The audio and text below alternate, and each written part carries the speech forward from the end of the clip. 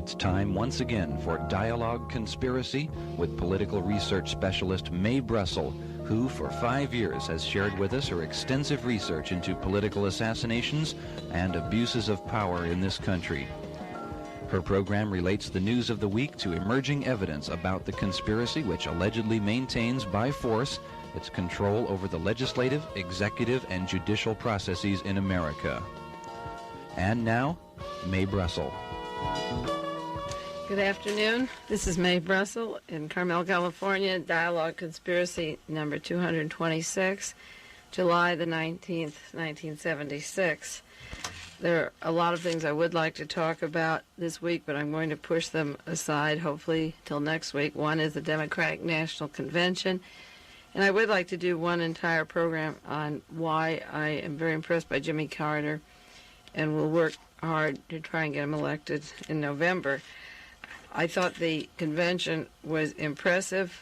The opening Congresswoman Hale Boggs, the widow of Hale Boggs from Louisiana, who's now representing Louisiana in the House of Representatives, was there up on the rostrum taking roll call from the various states. And I couldn't help remembering how her husband was killed over Alaska. I had an article recently from the St. Petersburg Times in Florida, St. Petersburg, May the 14th, 1976, written by Robert Lee Lewis, who said that Hale Boggs was murdered and dumped out in a 10,000-foot square mile of timberland in Alaska, that the pilot of that airplane is now living in Australia, that they had changed numbers on the plane when it landed in Fairbanks, Alaska. Hale Boggs was on the Warren Commission with Gerald Ford, and at the time of his death was making links and connections between the Watergate defendants and the Warren Commission and the murder of his work on the Warren Commission and the murder of President John Kennedy in 1963. Also at the Democratic Convention was Jackie Kennedy Onassis, who had made a first appearance since the Democratic Conventions where her husband was nominated, and Mrs. Jimmy Carter smiling and speaking with Mrs. Robert Kennedy, the widow of Senator Robert Kennedy, who was killed on the eve of his California primaries. And open the roster with Jimmy Carter was George Wallace, crippled from his Watergate-type assassination, the assassination attempt where he was injured and crippled in May 1972. He was up at the rostrum in his wheelchair, and then along with George Wallace, who was always known as a white racist, was the father of Reverend Martin Luther King, who gave the benediction of this historic occasion. Mr. King made reference, Reverend King, to having gone to heaven that day, and that these particular persons he visited were in that convention hall. They weren't dead, they were only in a different place. And then he wound the whole affair up with a Hebrew prayer from the Old Testament.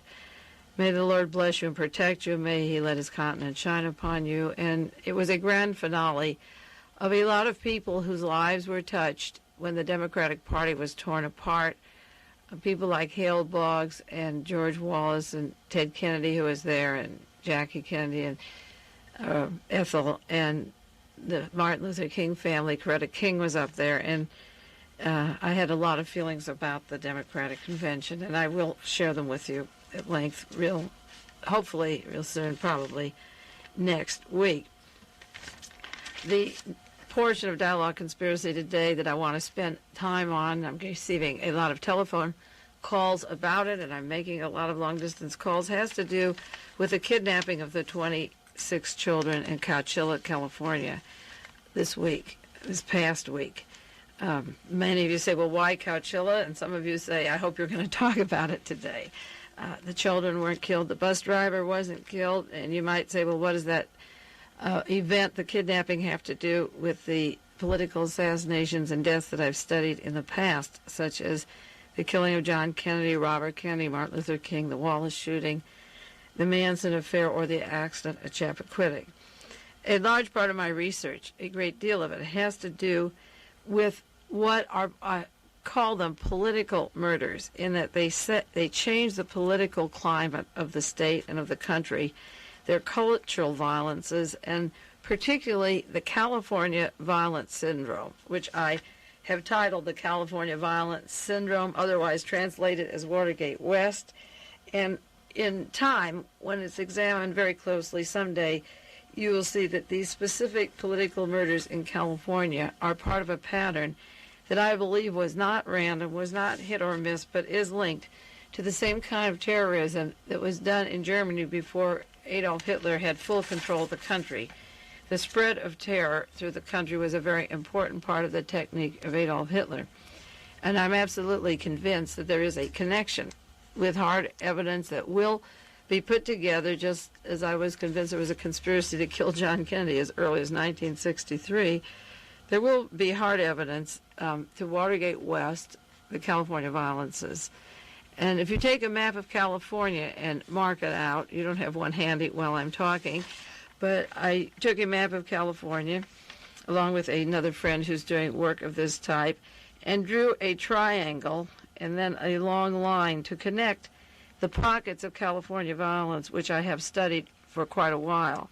At the top is Yuba City, which was the area that Juan Corona was charged with mass murders, 25 murders at Yuba City. And when you pass Yuba City, you go down past Vacaville, which was the home of the SLA, where Donald DeFreeze was sent when he worked for the Criminal Conspiracy Section of the Los Angeles Police Department, and then met with Colston Westbrook of the Central Intelligence Agency Phoenix program at Vacaville. Then down to Vallejo and Martinez, where the bus accident took place recently, where approximately 26 students were killed, choir students, traveling from Yuba City, and were killed at Martinez, to the San Francisco-Berkeley area where Patty Hearst was kidnapped, Dr. Marcus Foster was killed, the Zodiac killings took place, Lawrence Kwong, who was killed after he left KGO and shot Ben Munson, and Popeye Jackson, the head of the United Prisoners Union, was killed. But you take Yuba City down to the Martinez bus accident, the Juan Corona pocket of 26, down to the Martinez area where the bus accident took place, where the brakes were damaged. And then there's another trial to Livermore where these particular kidnappings, these children were taken with their bus driver to Livermore. There's a triangle there. And then heading south in the Santa Cruz area was the murder of Dr. Oda and his family, and then the murders of Herbert Mullen and John Frazier and Murray Kemper. John Frazier was linked to the Oda family. And I'll go into those in little detail. And then the southernmost point of these pockets of violence is the Los Angeles killings of Sharon Tate and the LaBianca family and 5 persons in the home of Sharon Tate. Eyeglasses were found on the premise of those killings that have never been identified. And I've received information from one party in particular and the suggestion of the possibility that the eyeglasses found there were prescribed by Dr. Oda, who was an eye doctor up in Santa Cruz. And the defendants that were charged in the Sharon Tate murders were never able to account for it. The eyeglasses didn't come from the victims or the defendants in this case, and there is possible link with these eyeglasses to the northern areas of violence. The heart of the operation comes from Sacramento.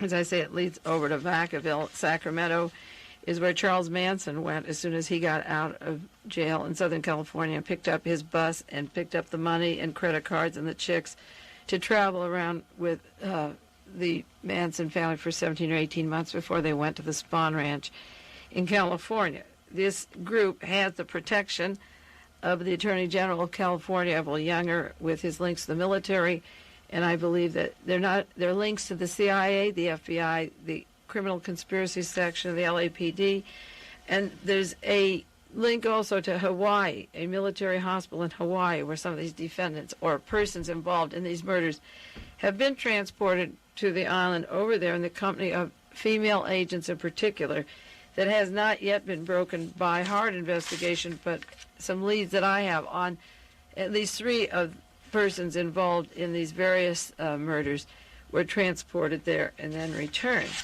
Juan Corona was charged in May 71 with killing 25 itinerant farmers in Yuba City. There were 25 there. John Frazier was convicted November 71 of killing Dr. Victor Oda in Santa Cruz and Mrs. Oda and their 2 sons and their secretary. There were 7 murders there. Edmund Kemper was accused of killing 8 women in May of 73. One was May in 72. There were 2 girls murdered, 2 more in September of 72, another girl in January 1973. He was charged with 8 deaths, and Edmund Kemper is the person now asking for a lobotomy to erase his mind, or that part of his mind that was responsible, he says, for these killings. And the Oda case and the Kemper case involved witnesses in narcotic traffic or narcotic deaths, and Herbert Mullen was linked to narcotics and drugs at Yuba City. At the time, Herbert Mullen was charged with 6 deaths in the Santa Cruz area. And the Oda family murders, the assaults, the men, John Frazier, Edmund Kemper, and Herbert Mullen, have never properly been investigated except by the present DA at the time, was Peter Chang. And they never got the investigative work behind them that should have been done. Just like the killings of John Kennedy, Robert Kennedy, and Martin Luther King, or the Wallace shooting, were never done by the law enforcement. Even though private investigators gave them all the leads, the law enforcement never gave the support to the private investigators who turned in the leads. Another killing that is linked to the Watergate defendants that somebody brought me information about that I can put directly into the Washington Watergate defendants, the same people that are behind the Reagan nomination at the present time, that were behind Spiro Agnew, that helped get Richard Nixon out of office, were linked to the Leslie Perloff murder at Stanford. She was leaving the North County Law Library February 15th, 1973. And I had called the Sheriff's Department and given them name of a particular person that I was told was not only involved in this murder, but somebody had brought him to my home, and I had met him, and the law enforcement would do nothing on this case, and they closed their eyes on this case. The newspaper articles at the time of the Herbert Mullen case said that it was tied to Yuba City, and that's where the Juan Corona case was. And there was no physical evidence to link Juan Corona to those itinerant farmers that were murdered, the 25 farmers, but he was convicted on circumstantial evidence, just as Lee Harvey Oswald was blamed for the killing of John Kennedy on circumstantial evidence. And the newspaper articles in 1973 said that there were drug links in the slayings at Santa Cruz.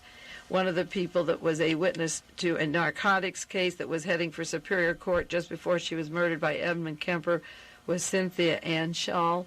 And my Santa Cruz listeners know what I'm talking about in regards to these particular cases and the nest of worms that the police chief up there linked to the LAPD. These cases have never been solved. There's another article, January 28, 1973, slaying of 5 related to drugs. This was the Mullen murder, and I have many, many articles on the San Francisco violence. Well, these 26 children and their bus driver were kidnapped in Chowchilla, California, this last Thursday, July 17th, the same day as the Democratic National Convention convened in New York City, and Jimmy Carter was selected as the nominee. Presidential nominee Jimmy Carter and his running mate were visibly pushed out of the news. This bus case took the headlines, naturally, national, local. It's dramatic. It's potentially dangerous. Innocent children would appeal to anybody's imagination. They weren't travelers on some luxurious voyage like these hijackings. They were innocent children on the way home from summer school, the next to last day of summer school, from a swimming party. The sheriff in the town of Chowchilla has been told by way of telephone, this is only the beginning. There was a female voice in this. There are females involved in these other conspiracies as control agents. By the time some of you receive the tapes of this show, the suspects may be arrested, but I think of Arthur Brammer and Sirhan and Lee Harvey Oswald as having been arrested and yet having been only a drop in the bucket or the tip of the iceberg. So the thing we have to look for is, even if a couple of men are brought in or 2 are brought in and 2 are escape, or if they're shot on escaping, this is only the tip of the iceberg. Let's see if they bring in a woman. There's a woman involved in every one of the major kidnappings we've had that I've charted as being counterintelligence since the Patty Hearst kidnapping. It was a woman who called the sheriff and said it's only the beginning. The federal and local authorities are lost for a motive. I'm making comparisons now as I run down some thoughts that I want to share with you. The similarities to the past assassinations and why I think this is a larger conspiracy than just a few men putting these people in that tomb where they would have died within a few days without any more water or air. Always we got these motiveless crimes, no demands for the release of the prisoners. The people are asking why it happened. We had the senseless motiveless Lee Harvey Oswald and Arthur Bremer shooting of George Wallace